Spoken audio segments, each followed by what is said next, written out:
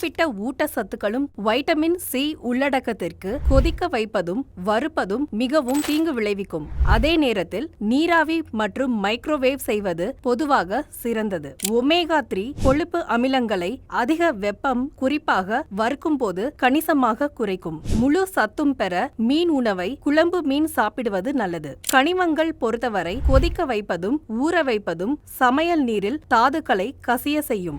நீரில் கரையக்கூடிய வைட்டமின்களில் அதிகப்படியாக தண்ணீரில் கொதிக்கும் போதும் சமைக்கும் போதும் வைட்டமின் பி இழக்கப்படும் வாய்ப்பு அதிகம். ஊட்டச்சத்து தக்க வைப்பில் பல்வேறு சமையல் முறைகளின் தாக்கத்தை புரிந்து கொள்வதன் மூலம் தனி நபர்கள் தங்கள் உணவின் ஊட்டச்சத்து மதிப்பை அதிகரிக்க தகவலறிந்த தேர்வுகளை எடுக்க முடியும். நன்றி.